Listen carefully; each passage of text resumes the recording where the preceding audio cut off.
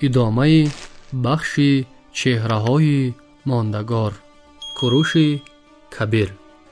کوروش کبیر بنیادگذار دولتداری متمدن. نباید فراموش کرد که در همه گونه مناقشه نقش حل کننده را اقتدار حربی طرفهای مقابل می‌بازد. کوروش این حقیقت را خوب می‌دانست. از همین سبب او برای به بابل هجوم کردن خوب تیاری دید. لیدیا، ایران شرقی و آسیای مرکزی را اشغال کرده عقبگاه خود را مستحکم نمود و نیروی این کشورها را برای پرقوت کردن لشکر خود استفاده برد. بهار سال 539 تا میلاد لشکر کوروش به خاک مرز بابل داخل شد.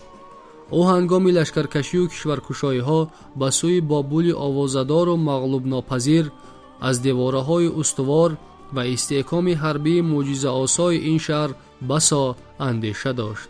موافق معلومات هرودوت شهر مربع اساس را دیوار و برج‌های مدافعوی بزرگ احاطه می‌کرد که دور و دور آن 480 استادی تقریباً 80 کیلومتر می‌آمد.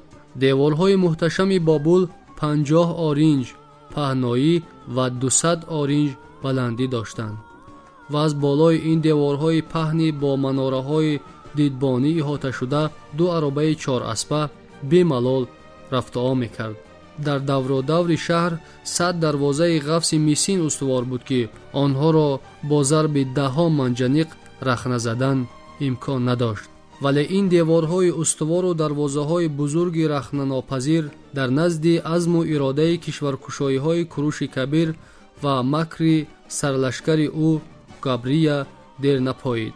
در حالی که والتسر پسر شاه بابل نبانید از استواری دیوارهای شهر خاطر جمعانه مشغول عیش و عشرت و مینوشی بود. دروازه‌های بابل را جاسوسان زرخرید به قول کاهنان عبادتخانه اسگیل بر روی لشکر کوروش گشادند.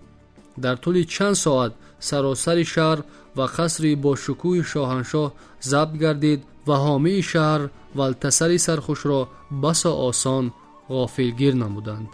محاربه حل کننده ماه اوگوست همان سال در نزد شهر آپیسا در ساحل دجله به عمل آمد. با لشکر بابل پسر شاه نبانید بلشر اسور سروری میکرد.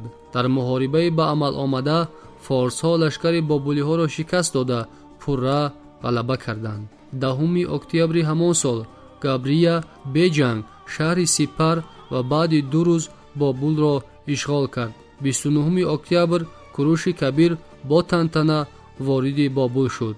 نبانید اسیر افتاد، اما کوروش او را جزا نداده عفو کرد، ولی پسر او بلشر اسور به قتل رسانیده شد. طوری که می‌بینیم کوروش در حالت‌های ضروری نسبت به دشمنان آشتیناپذیر قطعیت و استواری ظاهر می‌کرد. بعد بابل را گرفتن کوروش یک قطار عمل‌های سیاسی دیپلماتی را اجرا کرد که برای مستحکم کردن حاکمیت پارسا در بابل روانه شده بودند. او معبد اساسی بابل اسگیل را برقرار نموده به خدای مردوک قربانی کرد و حقوق و امتیازهای روحانیان این خدا را از نو به آنها برگرداند. او اعلامیه انتشار کرده به همه خلق‌ها حقوق و آزادی داد. یهودیان را اجازه داد به وطن خود و یا به هر کجایی که خواهند رفته زندگی کنند. پادشاهی بابل و ساخت مأموری اداروی آن را تغییر نداد. این و دیگر چاره‌بینی‌های کوروش از جانب ساکنان بابل خوش پذیرفته شده موقع او را در منطقه مستحکم نمودند.